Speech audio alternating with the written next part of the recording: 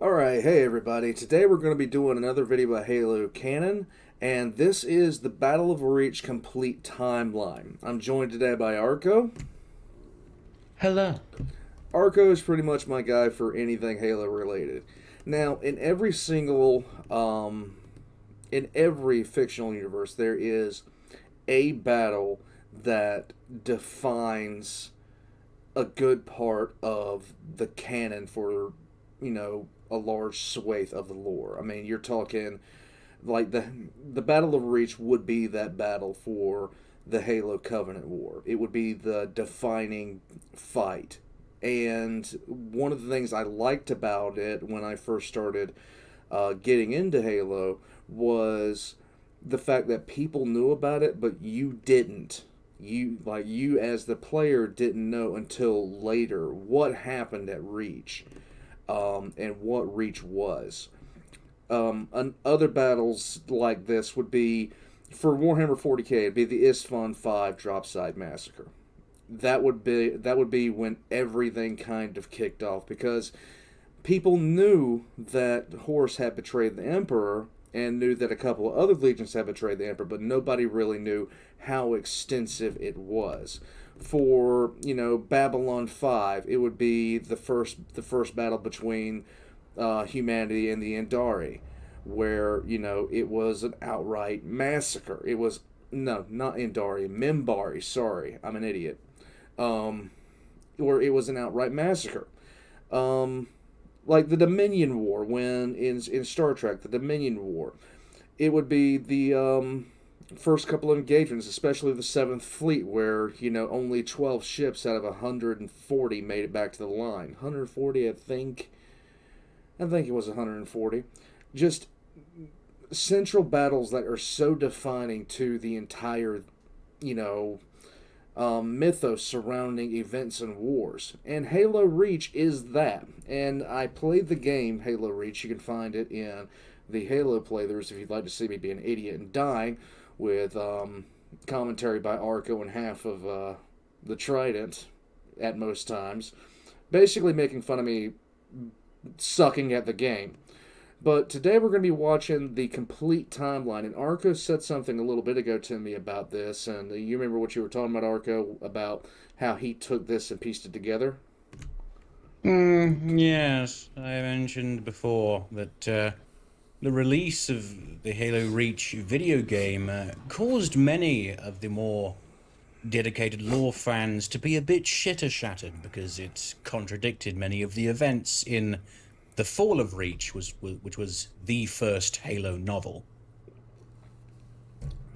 So, he was telling me that what Halo Canon did was he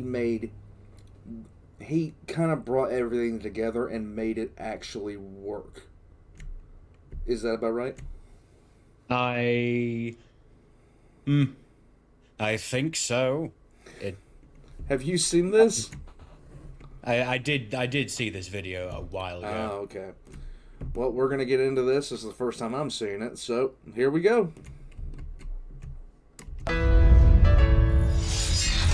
dun.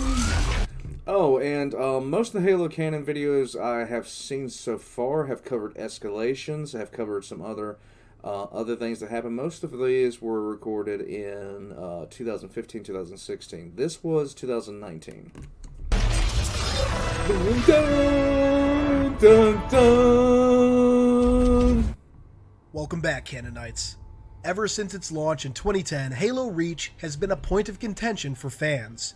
For many, Halo The Fall of Reach was, and remains, a beloved story, so when Halo Reach came along and seemingly retconned the entire finale of the book, needless to say, fans were not pleased.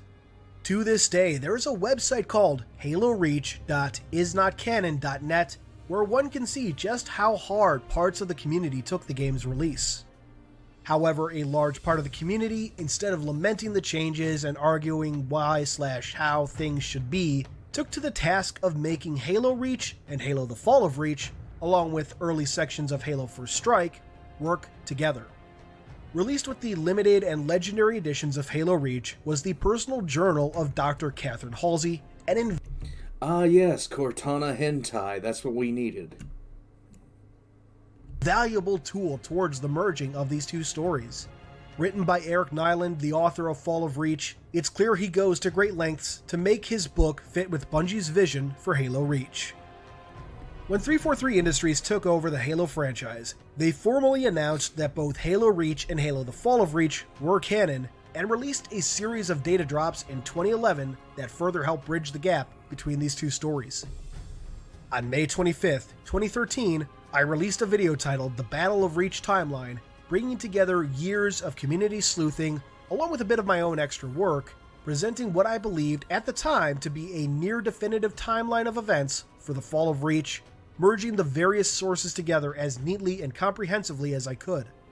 While I'm still proud of this video, and it mostly holds up, new information released since 2013 has added more detail and backstory to the Fall of Reach.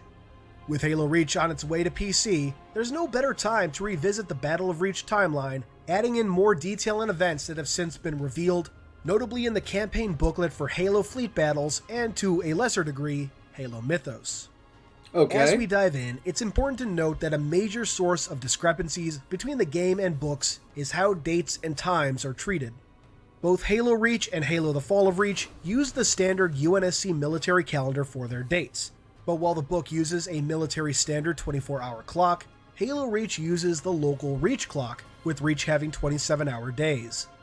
So the dates are the same between the two mediums, but the times are not. As such, throughout this presentation I will state the date, then the time in both the UNSC standard military time and Reach local time. How does that even work with the 2 hours being added? I have no fucking clue. Difference in times will not be consistent since, again, Reach has a 27-hour day. With that, sit back, relax, and enjoy this presentation of the Battle of Reach.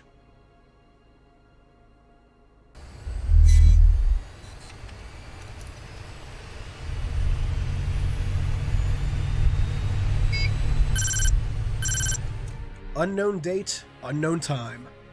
At some point prior to his invasion of Reach, Supreme Commander Ro Barutami came upon the human system of... And that would be the Arbiter. Nope. No? Okay. Beta Eridani, thanks to his ship's Luminary, a Forerunner device that could detect and locate other Forerunner relics. Oh. Though he only had 10 ships at the time, the local UNSC forces were primarily cadets. Ro orders any UNSC forces eliminated while he recovers the local Forerunner artifacts. When plugged into his Luminary, they point him to another system, one which held the sigil of the ancient Forerunner builders. An explorer and collector, Ro hopes that whatever these relics point to might finally lead him to the fabled homeworld of the Forerunners. July 18th, 2300 hours, military time. In the aftermath of the Battle of Sigma Octantis IV, Admiral Michael Stanforth contacts the head of ONI, Admiral Margaret Perengoski. He talks about the narrow victory at Sigma Octantis IV and the discovery of non-Covenant.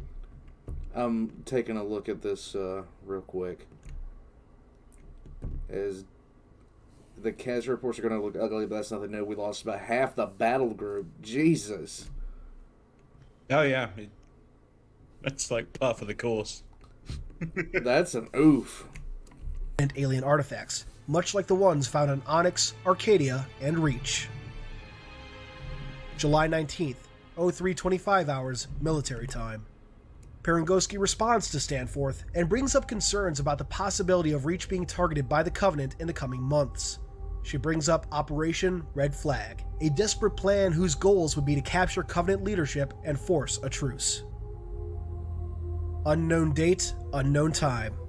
Upon arriving in the Epsilon Eridani system, Ro dispatches his artifact hunting team, a zealot group known as the Devout Sentries, to find Forerunner artifacts on the world humanity calls Reach. July 23rd, 1600 hours military time, 2600 hours Reach. Contact with Visegrad Relay is lost. The relay, one of Reach's 3 primary communication relays, has been taken out, effectively cutting off Reach from the rest of the UNSC. 1615 hours military time, 2615 Reach. Fire Team 3 Charlie and other Army fire teams are deployed to Visegrad to investigate the communications blackout under the command of Colonel Holland. July 24th, 028 hours military time, 0728 reach. Noble Team, a special warfare team comprised mostly of Spartan 3s, is joined by a new member, Spartan B312, under the call sign of Noble 6. Colonel Holland, after no success with the fire teams, deploys Spartan Team Noble to Visegrad. Not long after arriving, Noble engages with Covenant forces. After rescuing the survivors of 3 Charlie, Noble deploys to the relay, only to find itself under fire. Noble briefly engages with local Covenant forces and not long after is able to establish fragile contact with Colonel Holland and warn him of the Covenant's presence. Winter contingency is declared. Due to the severe plasma damage of its technical components, the relay would not be repaired for at least 2 weeks, and most of Reach and the UNSC would remain largely unaware of the danger present on the planet. July 26th, 10:26 hours military time, 11:26 Reach. Noble Team is deployed to Oni Sword Base to take care of Covenant forces and a Covenant corvette attacking the site. Due to the sensitive nature of the site, orbital defenses cannot be used until the corvette is far enough away. Noble Team is sent to secure the base and surrounding outposts. After ground and air support are eliminated, longswords push the corvette to a safe distance, where it is shot down by an orbital magnetic accelerator cannon, or MAC. After the battle, Noble debriefs Dr. Halsey, the head of the Spartan 2 program, and a civilian scientist working for the Office of Naval Intelligence, or ONI, about the events at Visegrad and returns a data module found at the relay. August 1st, 0250 hours military time, 1250 Reach. Admiral Stanforth returns to Reach with some of the battle group from Sigma Octantis 4, the rest staying behind in case more Covenants show up. He contacts Perengoski and raises concerns about using Reach for Operation Red Flag, which would call for using a UNSC planet as bait to draw in a large Covenant force. A UNSC force would then use the opportunity to board a Covenant craft and take it back to the Covenant homeworld. Despite his concerns, Stanforth forwards the specs for Red Flag and recommendations for the assets needed to carry it out. August 5th, time unknown. Following a lengthy discussion, Dr. Halsey splits off a fragment of her smart AI, Cortana. The main Cortana unit would continue her essential role with Operation Red Flag, while the fragment would be used to study the massive Forerunner artifact under Sword Base. Okay. Unknown date, unknown time. Following the declaration of winter contingency, the crew of the UNSC's Teller Station, who had spent years studying strange artifacts hidden on a planetoid in Epsilon Eridani's Oort cloud, have been ordered to condense a long-planned retrieval operation into barely a fortnight. Unfortunately, during this operation, they would activate Forerunner senescent systems, attracting the attention of Roe's fleet of Valiant Prudence. The crew of Teller Station worked to remove an artifact from Site-17 while being defended by UNSC ships commanded by Admiral Stanforth, hoping to keep the artifact out of Covenant hands. Now, this is something that would be covered in the book, correct? I don't remember this from the game. This was not in the book, no. This was like in that supplemental material he mentioned earlier. Oh, okay. Lead battles. Okay. August 11th, 1930 hours military time, 2630 Reach. June A266 call sign Noble 3, along with Noble 6, infiltrate a Covenant-controlled Dark Zone, discovering a large Covenant invasion force. August 12th, 0400 hours military time, 0800 hours Reach. Noble Team and the UNSC Army launch a counterattack on the bulk of the Covenant invasion force that Nobles 3 and 6 had discovered the night before. Smaller invasion forces, meanwhile, are fought across the Vieri territory. Most of Reach and the UNSC would be kept in the dark about the Covenant presence on Reach under the winter contingency.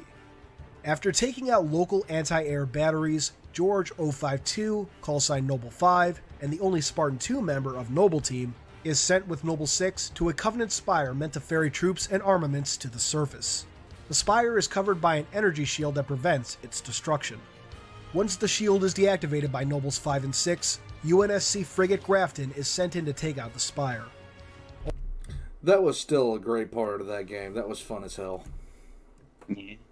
Yes. Almost immediately, however, the Grafton is destroyed by a Covenant supercarrier that was being cloaked by the spires. 1100 hours military time, 1500 hours, Reach. Spartan John 117, unaware of the Covenant presence on Reach, arrives at Camp Hathcock to be debriefed on the events of the Battle of Sigma Octantis IV. He briefly runs into Captain Jacob Keyes and Dr. Halsey. August 13th, 1907 hours military time, 2007 hours Reach. Reach has been invaded, and though the fighting is currently contained to the northern Vieri territory, 60% of the UNSC fleet has been recalled to Reach, with the first ship scheduled to arrive in 48 hours. Noble Team feels that's too long. Noble 2, Cat B320, comes up with a plan to rig a slip. So over half of the fleet was engaged in this. Over half of the UNSC's, of all the UNSC's ships, really. Oh, that sucks. Yep. Slipspace device to take out the Covenant supercarrier above Reach. Her plan is to use the top-secret Sabre program, of which Noble 6 was a test pilot, to get the Spartans into orbit to deliver the slipspace bomb. Carter A259 Noble 1 contacts Colonel Holland about the plan, to which he agrees. August 14th, 1448 hours military time, 1248 Reach. Noble Team arrives at the Sabre launch facility. After retaking the facility, Nobles 5 and 6 launch into space and join Operation Uppercut. With the support of the UNSC Savannah, the Sabre squads are able to board the Covenant corvette and lock it into a refueling track with the supercarrier. At the same time, Operation Left Jab is enacted to distract the rest of the Covenant fleet. Unfortunately, during Operation Uppercut, Noble 5 would be forced to sacrifice himself to initiate the slipspace bomb after the timer was damaged. George 052 dies, thinking he had just saved Reach.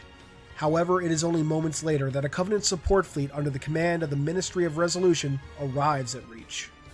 They eventually make it past orbital defenses and start attacking major population centers in the northern Vieri territory. Unknown. This was rough during the play there because you knew how it was going to end, but it was just like, damn. It was just bad. Date, unknown time. Ro Barutami is dead following Operation Uppercut. His second-in-command, Kantar Utarali, takes control of what remains of the fleet of Valiant Prudence. Engaging with UNSC forces near Reach's moon, Turul, Kantar makes a last-ditch effort to recover the Forerunner artifact from Site-17. August 23rd, 1734 hours military time, 1534 Reach. Noble 6 arrives in New Alexandria, 5 days after the Covenant started attacking the city. 6 helps Army forces fight off invasion forces and a Covenant corvette above the city. Thanks to 6's intervention, most of the civilian population is evacuated safely. 2057 hours military time, 1857 Reach. Noble 6 meets up with Noble 1 and is directed to help UNSC forces evacuate from New Alexandria. 6 is successful with the guidance of Noble 2, and among those evacuated are Gunnery Sergeant Edward Buck and his team, Alpha 9. Around this time, other Spartan 3 fire teams, Gauntlet, Red, and Echo, are deployed for civilian evacuation operations.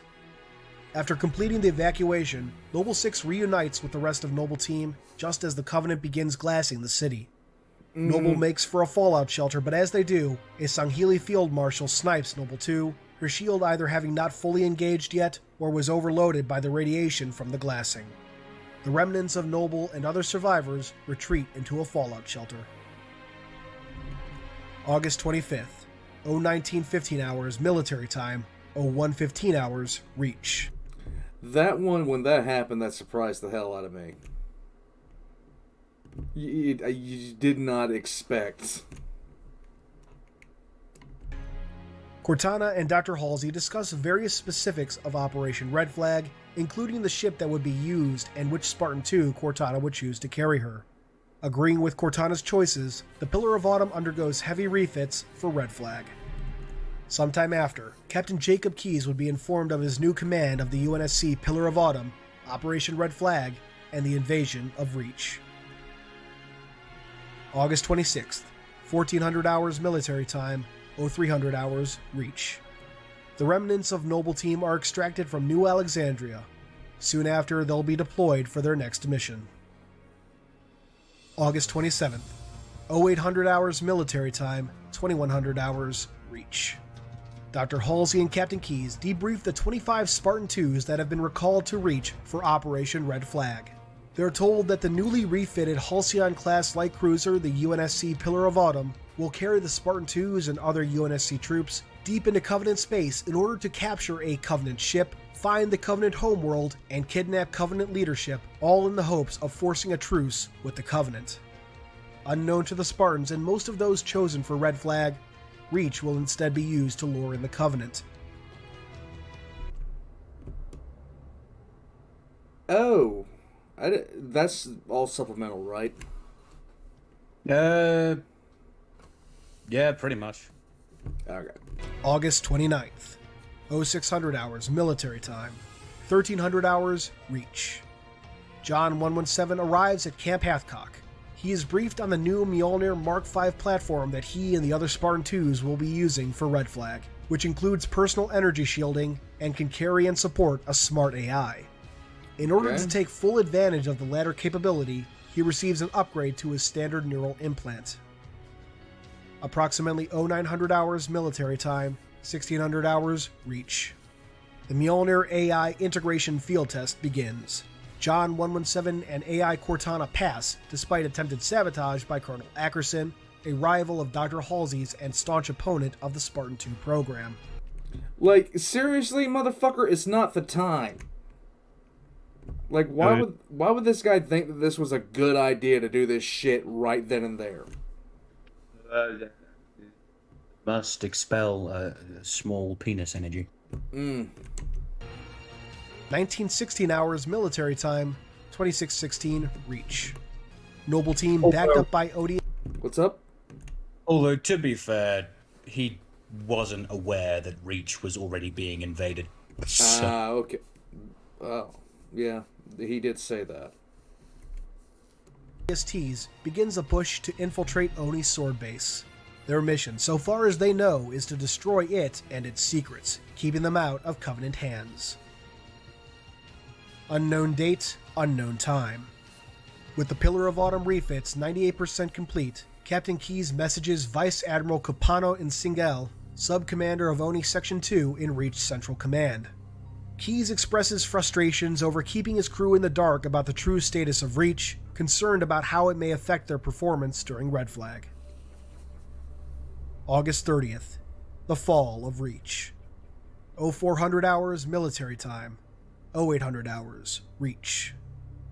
UNSC Pillar of Autumn is undergoing its final shakedown as it holds geosynchronous orbit over Labatlan.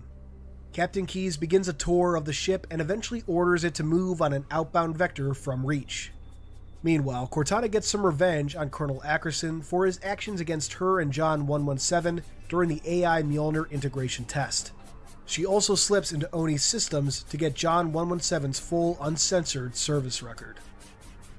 0414 hours military time, 0814 Reach. Oni Section 3 captures a series of conversations from the Pillar of Autumn's crew.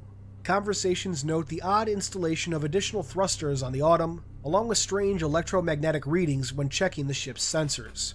These readings are in fact the already present Covenant forces on Reach. 0447 hours military time, 0847 Reach. Remote scanning outpost Fermion detects a massive incoming Covenant fleet and informs FleetCom. They self-destruct due to an unsecure science library and the closing Covenant forces.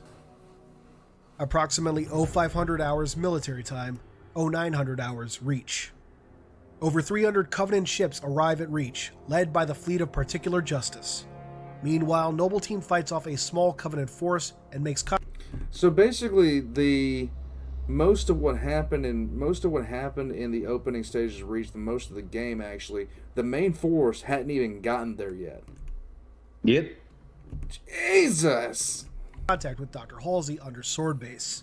Noble 6 is given the Cortana fragment and leaves with Nobles 1 and 4 to head to the shipbreaking yards in Azad to meet up with the Pillar of Autumn. Noble 3, June A266, escorts Dr. Halsey to Oni Castle Base.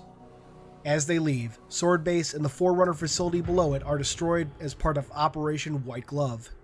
Dr. Halsey's journal is recovered by Oni agents before the base is destroyed. 0517 hours military time, 0917 reach. Admiral Roland Fremont issues a general order to all ships near the Jericho, Tantalus, and Reach systems to initiate the Cole Protocol. 0519 hours military time, 0919. If somebody's watching this and doesn't know that much about Reach, can you explain the Cole Protocol? Yes, 2 seconds. All right.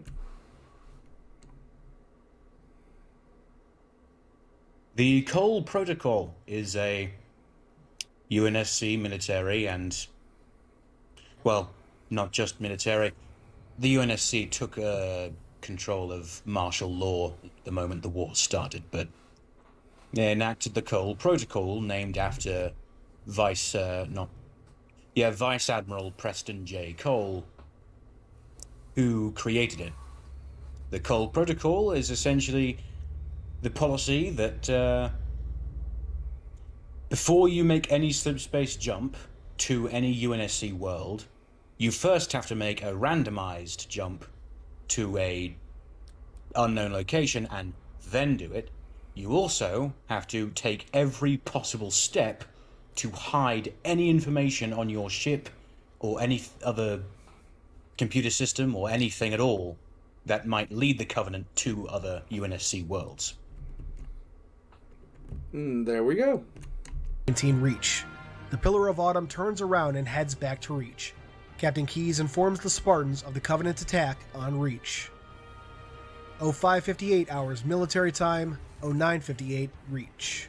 Station Gamma Dockmaster AI, Doppler, is unable to implement the Cole Protocol on the UNSC circumference due to measures taken to ensure the secrecy of Operation Hypodermic, an ONI effort to gather information on the Covenant. Another good game for Oni. Yes, Office of Numbnut Incompetence. Yeah. Doppler sends a priority message to FleetCom. The Covenant detects the error and deploys troops to recover the nav data. 0616 hours military time, 1016 Reach. John 117 leads Linda 058 and James 005, comprising Blue Team, to Gamma Station to wipe out the nav data on the circumference. The 22 remaining Spartans comprise Red Team and, led by Fred 104, are sent down to Reach's surface to protect the orbital defense generators. James 005 is lost to the vacuum of space not long after boarding Gamma Station, his thruster pack punctured by a needler round, sending him flying into the void. 0631 hours military time, 1031 Reach. Red Team's Pelican is shot down. The Spartans are forced to jump from the Pelican and make a hard landing. This results in 4 Spartans dead and 6 seriously injured. The survivors would split into 4 teams to accomplish different tasks. Alpha Red, comprised of 3 Spartans, would take out a Covenant encampment and their hovering cruiser. Beta Red, comprised of 6 Spartans, would continue the original mission to defend the remaining orbital defense generators. Gamma Red, comprised of 3 Spartans, would retrieve Vice Admiral Danforth Whitcomb, who had radioed for help immediately after the Spartans' landing. Delta Red, comprised of 6 more seriously injured Spartans, would secure a fallback point at Oni Castle Base, supported by the remains of Marine Company Charlie. 0637 hours military time, 1037 Reach. John 117 and Linda 058 complete their mission, destroying the circumference and even managing to save a number of Marine survivors, among them Sergeant Avery Johnson. Unfortunately, Linda is fatally wounded by plasma fire before escaping. Upon returning to the Autumn, John places her in cryo in the hopes that a fleet hospital might be able to resuscitate her. 0647 hours military time, 1047 Reach. Captain Keyes orders the Autumn to leave the system while John 117 also enters cryosleep. Just before they leave, a message from Dr. Halsey comes through, telling Keyes of Noble Team and the Cortana fragment. Keyes orders the Autumn to land in the shipbreaking yards in Azad, using the opportunity to make minor repairs to his ship. 0649 hours military time, 1049 Reach. Team Beta Red sets up defenses around Orbital Defense Generator Facility A331. 0711 hours military time, 1111 Reach. Team Alpha Red sends a nuclear bomb up the gravity lift of a Covenant cruiser. Joshua 029 is lost during the mission. Meanwhile, Team Delta Red secures a fallback point at Castle Base, and Team Gamma Red rescues Vice Admiral Whitcomb and holds up at Camp Independence. 0720 hours military time, 1120 reach. ODG A331 is destroyed by orbital bombardment, and most of Beta Red is presumed killed. 0744 hours military time, 1144 reach.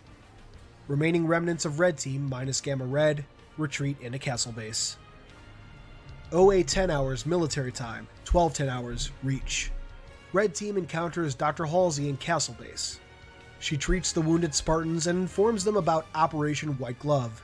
June A266 is notably absent, having been separated from Halsey at some point. 0901 hours military time, 1301 reach. Operation White Glove is enacted at Castle Base, burying it to keep anything of value out of Covenant hands. Dr. Halsey and several of her Spartans would hide in the caves beneath the base, trapped down there for several days. 1252 hours military time, 1652 reach. The remnants of Noble Team arrive in Azad. Carter A259 tells Noble 4, Emil A239, and Noble 6 to bail from their damaged Pelican. Carter continues to draw the majority of Covenant air forces to himself, keeping them off Nobles 4 and 6. Emil and 6 fight their way through Covenant forces until they're cut off by a Scarab. Carter sacrifices himself to allow Noble to continue with their mission. After fighting their way to the Pillar of Autumn's location, Emil uses a mass driver to take out incoming air support. This was literally the best. This was my favorite game in the entire Halo series because of things like this. I just fucking loved this. While Noble 6 deals with ground forces. After Noble 6 delivers the Cortana fragment to Captain Keyes, Emil is engaged by Sangheili zealots and killed. Noble 6 takes control of the mass driver, allowing the Pillar of Autumn to escape. 1600 hours military time, 2000 hours reach. Noble 6 is engaged by overwhelming Covenant forces and eventually killed.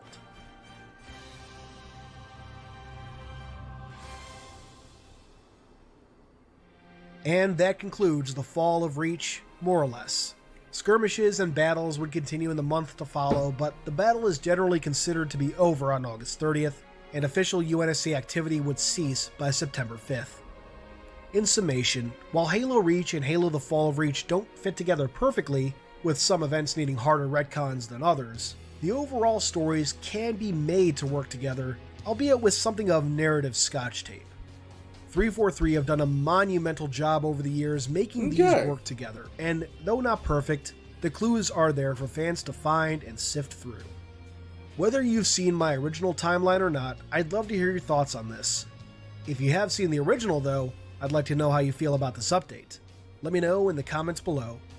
And while you're down there, I got this idea in my head to do something of a behind the scenes or making of this timeline. I'll look at the work that went into it, both my own and the larger communities. Let me know what you'd think of that. I'm thinking like a live stream or something. Before we go, I'd like to give a huge shout out and thank you to Mr. Admirals and Eternal Canadian. These two fellows... The Eternal Canadian. Yes. Oh, the maple syrup. It's never ending. We're all going to drown. No. Fellow lore nerds helped review the work I put together here, pointing out issues and places where I could expand or add information I had otherwise overlooked. So, again, thank you both. That's all for now. Thanks for watching, and until next time, this has been Halo Canon. There we go. That kind of really fleshes out. I'd love to see those documents, the actual I like reading stuff like that. I'd love to see some of the supplemental materials on this. Halo Reach was my favorite Halo game out of all of them that I played. ODST 1, 2, 3, and 4.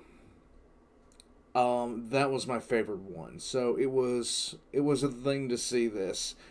And it just expands on the lore. It just honestly expands on the lore that I already have figured out a little bit of. One thing people figure out about me relatively quickly is that I actually have to study this stuff to retain it. So it is a thing. Ooh. But this is I'd love to see the supplemental material on it. I'd like to read the book if I ever had time, but right now my book time is excessively limited, and is going to be more excessively limited when the next bit of the Siege of Terror comes out, and that's supposed to come out sometime in September. But yeah, Arco, you got anything? Nope. Nope. Okay. Well, that's it for this. Like and subscribe if you guys haven't already. If you guys want to check out more of Halo Canon stuff, I'm going to be putting his links down in the description. I see he has a Twitter and a Facebook down there. Those links will be in the description down below. If you'd like to request something, go ahead and pop on over to the Discord and just put something in there. I did not see when I clicked on this who requested this. One second. Let me see if I can't find this. There was Loyalist Night Lord. Loyalist Night Lord. Okay. Yeah, there are over 100 requests in the Request for Action channel right now. It's extensive. In any case, I'll catch you guys next time. Bye-bye. Bye-bye.